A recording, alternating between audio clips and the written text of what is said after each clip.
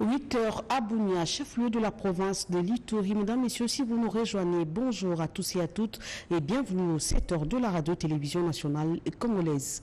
Après sa brillante victoire dans un combat qu'il a opposé à Paris en France à un boxeur français, Tony Yoka, Martin Bakole, aujourd'hui, une fierté pour toute la République démocratique du Congo a été reçue ce samedi par le président de la République, Félix Antoine Tshisekedi Tshilombo. C'était à la Cité de l'Union africaine. On en parle avec Pierre Kibambeso Moïsa.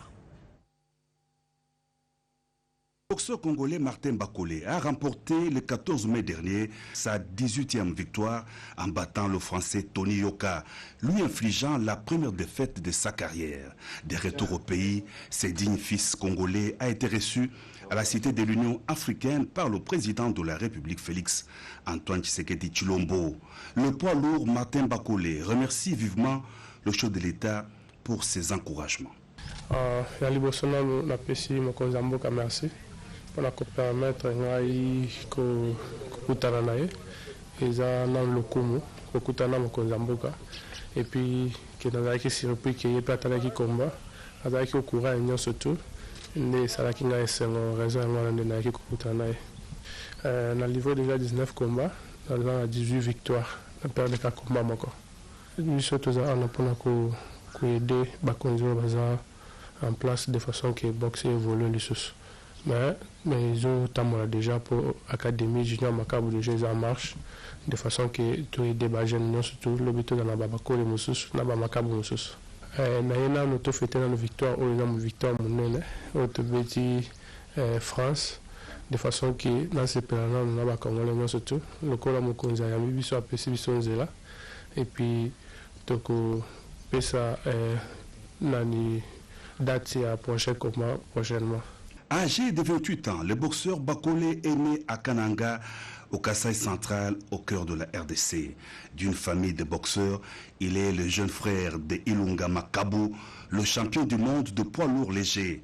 Martin Bakole ambitionne de se hisser dans les top 10 des classements mondiaux de sa catégorie de poids lourds.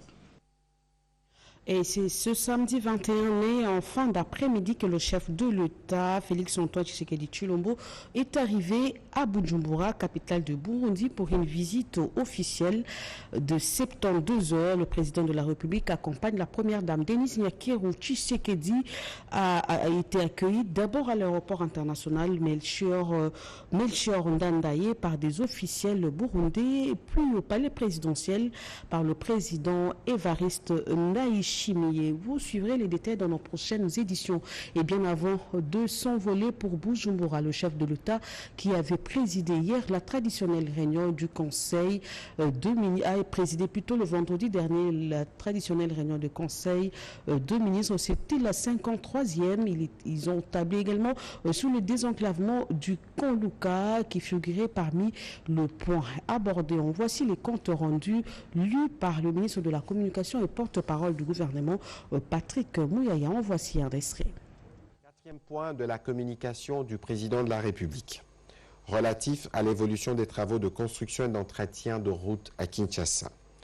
Le président de la République a salué la relance des travaux de construction de la route qui permettra de désenclaver le quartier Koluka et d'établir une liaison de plus entre les communes de Kitambo, Ngalema et Selembao.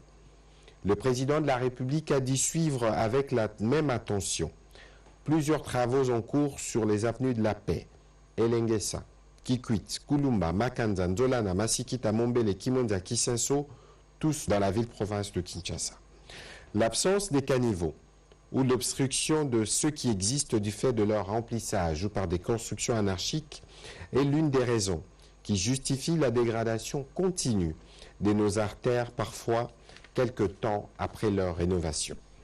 Pour faire face à cette situation, il est impérieux de prendre des solutions pragmatiques pour l'entretien de caniveaux dans toute la ville de Kinshasa en y associant le bourgmestre. Pour ce faire, le président de la République a instruit le vice-premier ministre, ministre de l'Intérieur, Sécurité, décentralisation et affaires coutumières, les ministres d'État, ministres des infrastructures, travaux publics et reconstruction, d'organiser avec le gouverneur de la ville une réunion avec les bourgmestres et l'Office de voirie et drainage pour dégager une méthodologie permettant d'assurer ce travail durant cette saison sèche. Et voilà, nous allons nous rendre à présent au Sénat avec Sandra Nyangui. Nous allons parler de la plénière de ce vendredi. Suivez. Unissant le Sénat et l'Assemblée nationale aura bel et bien lieu ce lundi 23 mai au Palais du Peuple, siège du Parlement. En prévision de cette grande messe politique, le président du Sénat, Modeste Bahati Lukwebo, a présidé une plénière le vendredi 20 mai, au cours de laquelle les sénateurs ont statué et désigné par résolution le sénateur Bonga Magalou comme le candidat du Sénat pour siéger à la Cour constitutionnelle, la plus grande instance judiciaire du pays. Il faut noter que c'est sur demande du chef de l'État et conformément aux dispositions de la loi fondamentale que le Parlement se réunira ce lundi pour désigner un candidat juge à cette haute cour. Le juge désigné va ainsi succéder au juge Polycarpe Mungoulou, décédé en avril dernier.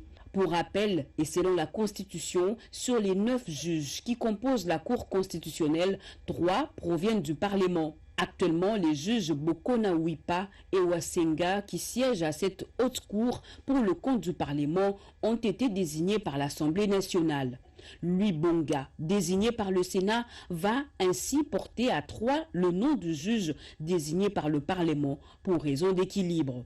La plénière du Sénat a également, à l'instar de l'Assemblée nationale, voté le projet de loi portant autorisation de la prorogation de l'état de siège dans une partie du territoire national. Sur 88 sénateurs ayant pris part à ce vote, 78 ont voté pour, 1 a voté contre et 2 ont voté par abstention. Cette loi a été ensuite transmise au président de la République pour promulgation.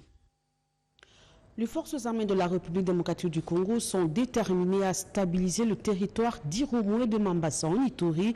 19 terroristes ADF MTM neutralisés déjà, 12 villages récupérés, 67 otages libérés et plusieurs armes récupérées par les éléments de l'armée régulière. C'était lors des opérations en profondeur menées du 1er au 20 mai 2022. Junior Selemani.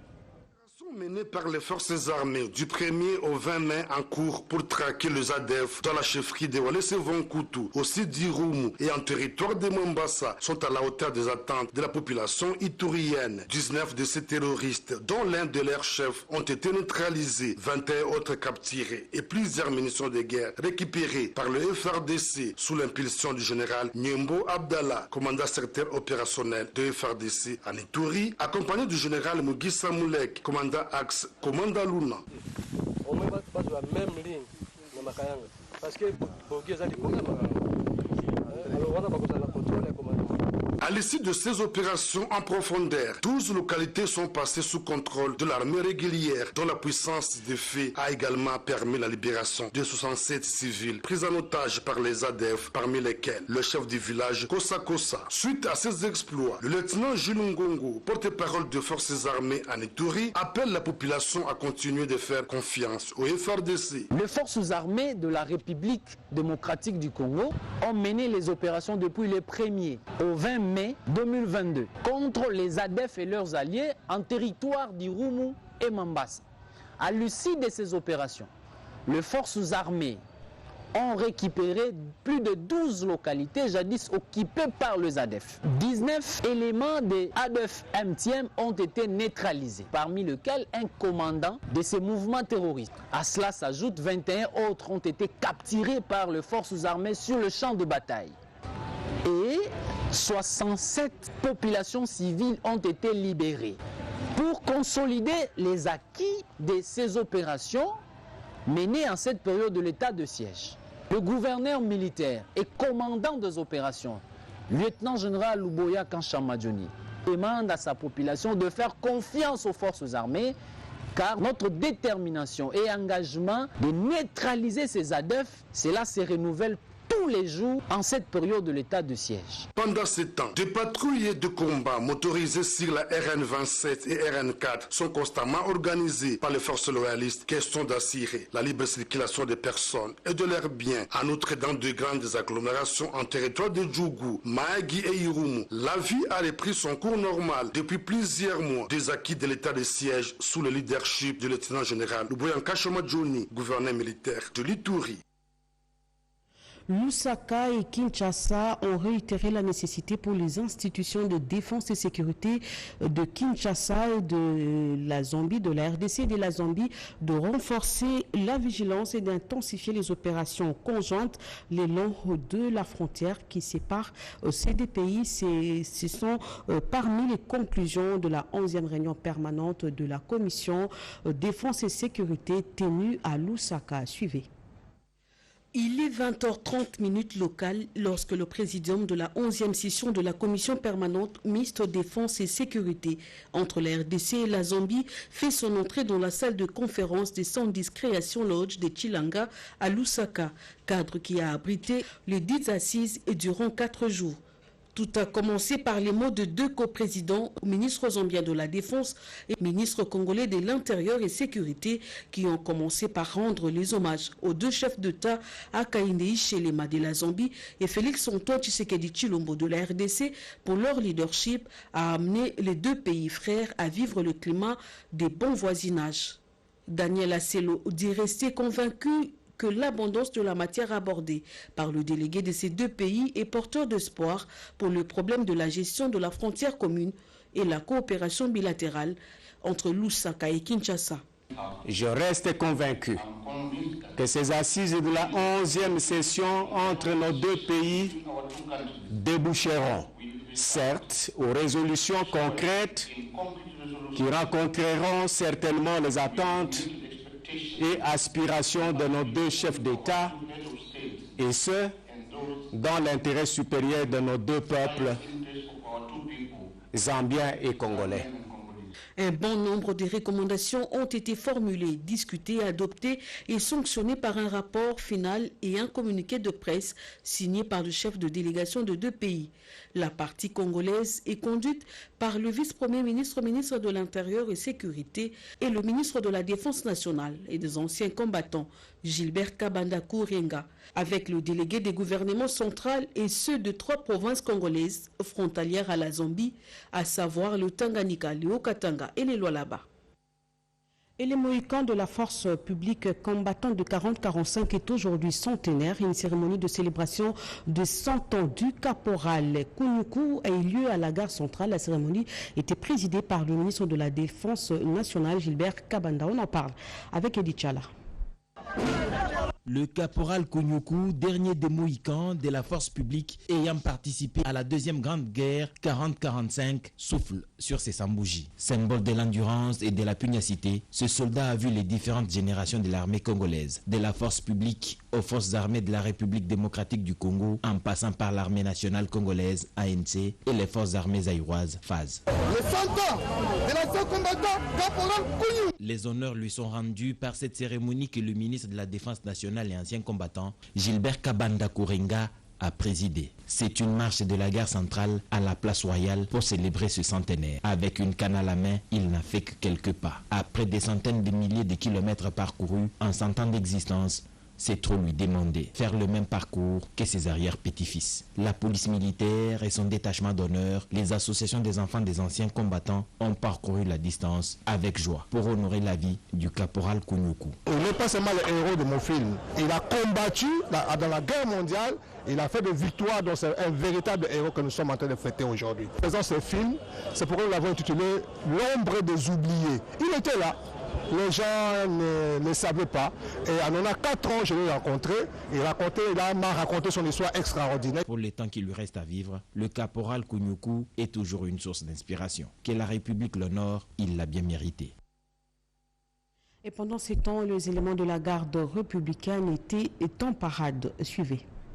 Répondant au mot d'ordre du commandant suprême et chef de l'État sur la tolérance zéro au sein des FARDC, le commandant garde républicaine, le général-major Tuo Songesha Christian, a tenu une causerie morale à l'intention des militaires de la garde républicaine garnison de Kinshasa. La causerie morale a porté sur la mise en garde contre les militaires vérés ayant l'habitude de débaucher les femmes de leurs collaborateurs en mission à l'est de la RDC ainsi que les mineurs. Il a par ailleurs appelé tous les militaires de la garde républicaine à respecter les biens matériels de l'unité, notamment le véhicule. Le commandant garde républicaine a par ailleurs prêché la discipline, tout en appelant de faire régner dans la garde républicaine l'esprit des corps.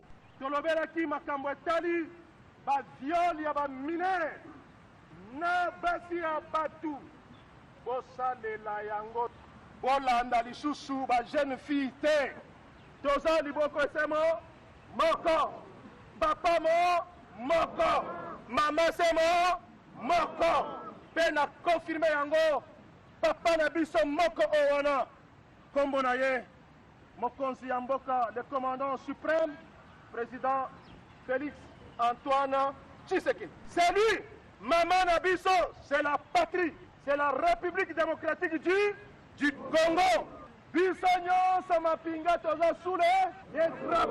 Le commandant garde républicaine a terminé sa causerie morale en ordonnant à tous les militaires l'application sans relâche des recommandations du séminaire sur l'éthique et de la déontologie des FARDC. Parce que dans le centre supérieur, nous avons 3 représentants de biso. Bakendaki kolanda ku séminaire oyo mokonzi ya mboka ye moko a président qui et parlé sur l'éthique et la déontologie. Un défilé a été organisé au terme de cette causerie morale.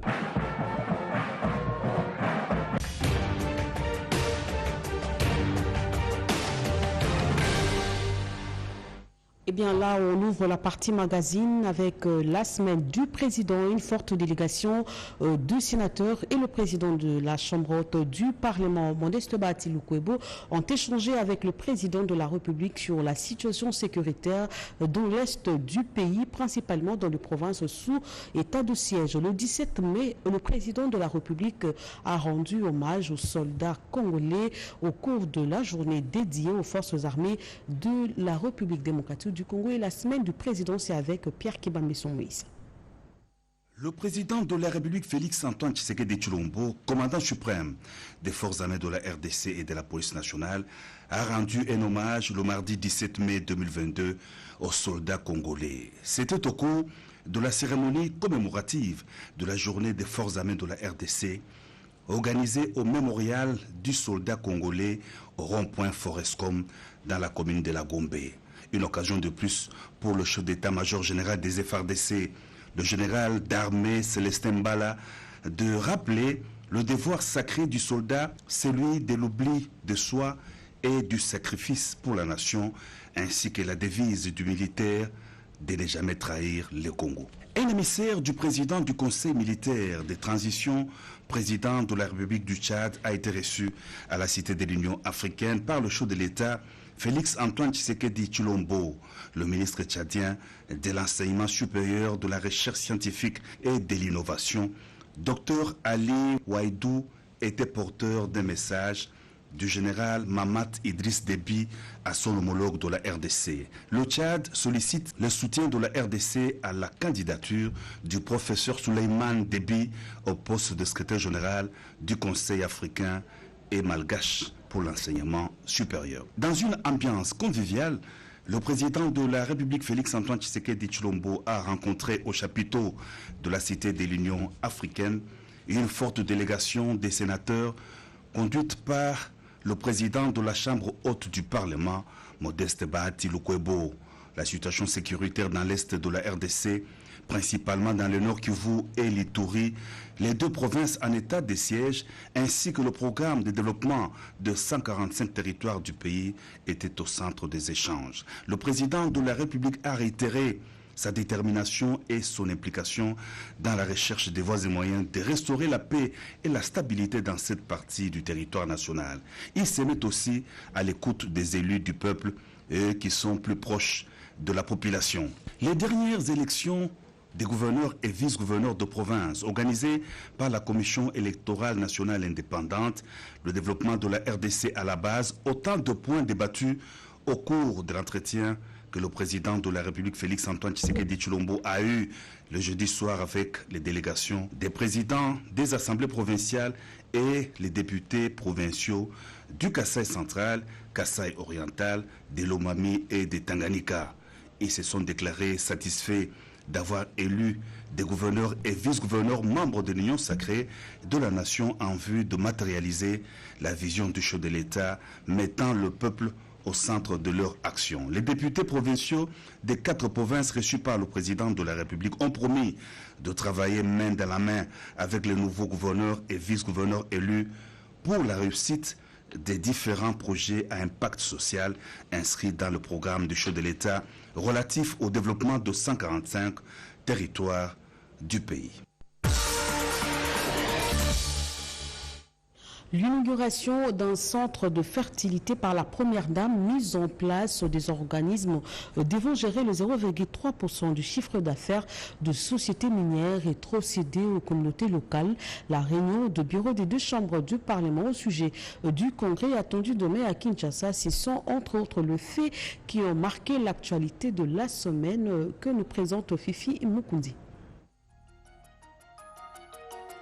L'actualité a été dominée cette semaine par plusieurs inaugurations des infrastructures sanitaires et quelques activités parlementaires. Le Sénat et l'Assemblée nationale vont se retrouver en congrès ce lundi 23 mai 2022 sur demande du président de la République. La désignation d'un juge en remplacement de son collègue décédé à la Cour constitutionnelle, ce sujet donc sera à l'ordre du jour de ces congrès. Ceci ressort de la réunion entre les 2 bureaux du Parlement. Au chapitre de la santé, c'est possible de soigner les problèmes d'infertilité à Kinshasa. C'est grâce à une technique de procréation assistée médicalement. Cette prise en charge va s'effectuer en Galima Center Fertility, un nouveau centre inauguré cette semaine par la première dame Denise Nyakeru Tshisekedi. Le ministre de la Santé a pour sa part réceptionné une usine de production de l'oxygène médical. Cet outil est implanté ici à Kinshasa dans l'enceinte de l'hôpital général de référence de Kinshasa ex-Mamaimo. Désormais, les communautés locales vont tirer profit de l'exploitation minière. En témoigne cette mise en place des organismes spécialisés chargés de la gestion des 0,3% du chiffre d'affaires des sociétés minières afin de contribuer au projet de développement de ces entités. Pour ce, la ministre de Mines et son collègue des Affaires sociales ont signé un arrêté interministériel augurant l'entrée en fonction de ces structures. Selon une étude, la consommation du poisson frais est utile pour la santé du cerveau et joue un rôle dans la prévention de certaines maladies. La coopérative Bilangaya Betu a sensibilisé sur la question. 17 mai, journée dédiée aux forces armées congolaises a vécu. Plusieurs activités ont été organisées à travers le pays, parmi lesquelles une messe d'action de grâce au site des apparitions mariales d'Inzete et Kaouka. Occasion aussi pour lancer aide de camp de fait président Laurent Désiré Kabila et dit qu'à peine de briser son silence. Au cours d'un point de presse, il a condamné toute démarche à mettre en cause l'unité nationale. Le gouvernement s'emploie à terminer les travaux de construction du mausolée de Lumumba. Le Premier ministre a effectué une visite d'inspection à la place de l'Échangère, site prévu pour mettre les reliques de l'héros national. Constat, les travaux avancent normalement. Enfin, 25 ans après, le célèbre groupe musical Wenge Musica va se produire le 30 juin au grand complet. À l'instar des maisons Massa Musica, Africell va accompagner cet événement.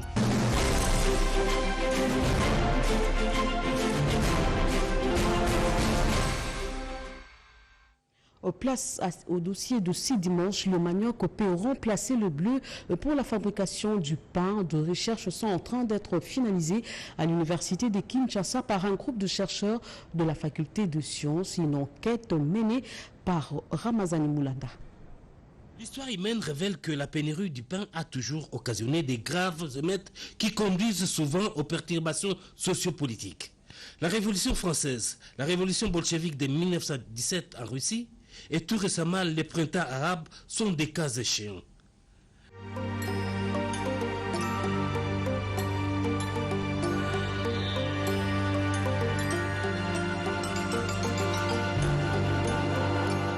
La RDC ne cultive pas les blés, mais la consommation du pain dans le régime alimentaire congolais est irremplaçable. Vivre sans pain, je dirais que c'est un peu impossible, parce que c'est un aliment qu'on prend souvent le matin, avec le thé et tout. Et les après-midi aussi, nous avons l'habitude de prendre le pain avant de travailler, parce que nous sommes étudiants.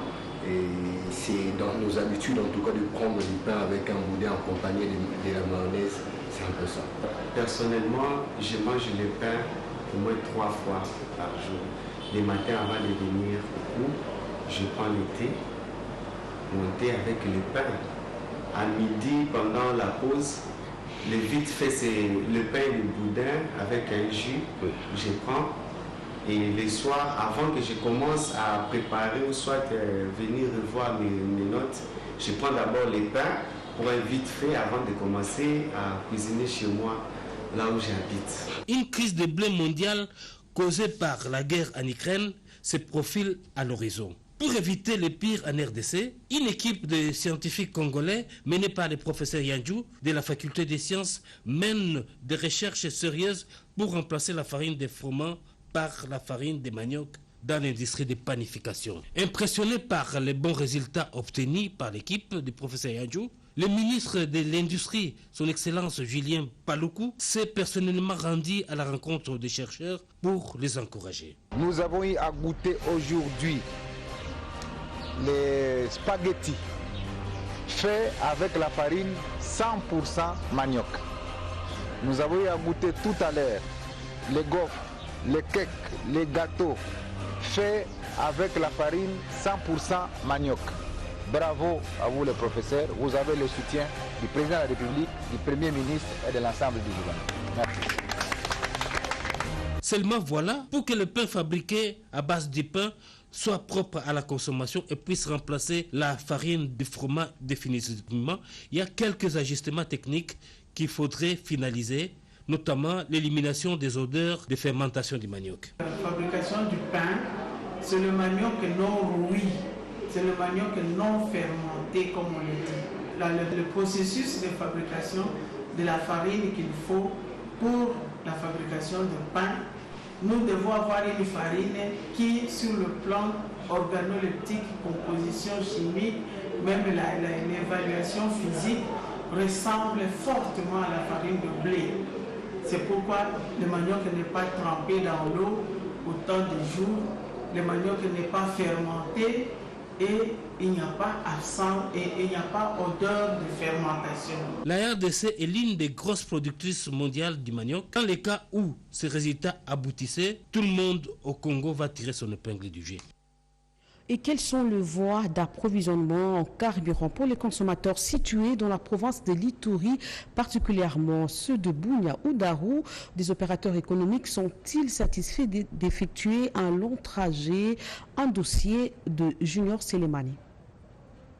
Que la population de l'Ituri fait face à une pénurie de carburant, une situation due aux tracasseries et à l'insécurité sur les tronçons Bunya-Mahagi sur la RN27, Bunya-Kisangani sur la RN4, œuvre de groupes armés. Des centaines de véhicules citernes des CIG somaliens et kenyans sont restés bloqués au poste frontalier de Mahagi. Du coup, le prix des carburants a augmenté. 1 litre se négocie à 3000 francs congolais au lieu de 1600. Le prix des transports a connu également une légère augmentation, comme explique ce taximène. Le prix de la course est monté à cause de la montée du prix de carburant. Je demande aux autorités de s'impliquer, qu'elles trouvent comment trouver la solution à ces problèmes. Parce que nous, les taximènes, nous vivons au taux du jour. Même situation s'observe du côté de vendeuses du marché central qui se plaignent d'avoir réalisé de faibles recettes. Toute la journée, nous vendons 2000 francs. Comment faire avec cette somme? Est-ce que 2000 francs peut aider les enfants? Pas seulement nous. Même ceux qui vendent sur les étalages connaissent le même problème. Il n'y a pas d'argent. De leur côté, les transporteurs sollicitent l'intervention du gouvernement central pour la sécurisation de plusieurs axes routiers qui alimentent Bunia et d'autres provinces voisines. Je me souviens depuis 2018, il n'y a pas les routes. Nous sommes concentrés seulement ici en ville. Difficile à trouver 2 000, 3 000 ou 10 000 francs pour acheter avec les haricots. C'est ça même. La réalité est que la route Bunia-Barrière, Bunia-Mungwalu, Bunia-Mahagi sur la RN27, c'est difficile. Daniel Mugissa, président des importateurs de produits pétroliers, parle du changement brusque des barils par mètre cube dans les pays d'approvisionnement, d'où il sollicite l'intervention du gouvernement congolais. Je confirme la hausse du prix du carburant qui varie plus de 3 000 francs le litre à la pompe, compte tenu des changements brusques des barils par mètre cube qui s'élève à $1 060 essence, $1 040 gasoil. Je sollicite au ministre national de l'économie de revoir les structures de prix. Pour le moment, les unités spéciales de l'armée multiplient des patrouilles diurnes et nocturnes sur la RN27 afin d'assurer la fluidité du trafic, permettra la circulation des personnes et de leurs biens. On va se quitter avec cette rencontre entre le directeur général intérimaire de la radio-télévision nationale congolaise, Robert Belidé Bunga, et le gouverneur élu de la province de la Mongala, César Limbaya. Les échanges ont tourné autour de l'accompagnement des activités de ce gouverneur par la radio-télévision nationale congolaise. Yolande Vokaï Tony Djouma.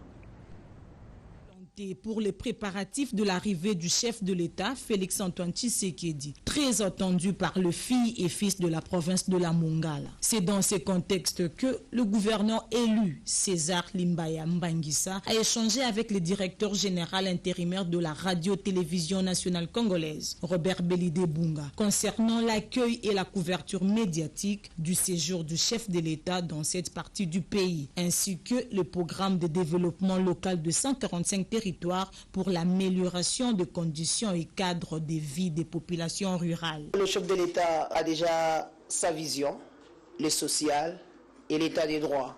Je me suis inscrit comme le candidat de la rupture. Comme vous le savez, et la Mongala est à genoux aujourd'hui à cause de ses antivaleurs. Je viens pour essayer de me mettre derrière le chef de l'État, pour combattre ces antivaleurs, essayer de canaliser le peu de recettes qu'a la Mongala pour essayer de le relever. Et nous ne pouvons le faire que grâce au leadership du chef de l'État. La province de la Mongala est divisée en 3 territoires, Bongandanga, Bumba et Lissala, composés de 13 secteurs, 168 groupements et 1527 villages, et présente un potentiel immense pour les investisseurs. Complètement ce journal, la clinique Lumen, clinique aussi sur avenue Decha numéro 5, quartier Massiala, 13e rue, commune de Limité résidentielle, recherche la patiente Alita Sianzolo Hélène souffrant de maladies mentales. Cette patiente s'est évadée depuis le vendredi dernier à 17h. Il est donc demandé à toute personne qui la verrait de la ramener à cette adresse ou au poste de la Caisse nationale de sécurité sociale la plus proche. Pour la Lumen clinique fait à Kinshasa le 21 mai 2022, le professeur docteur Manangalelo Gilbert, neuropsychiatre. Et c'est donc par ici que nous bouclons ce journal. Merci à vous de nous avoir suivis et très bonne suite de programme sur les RTNC.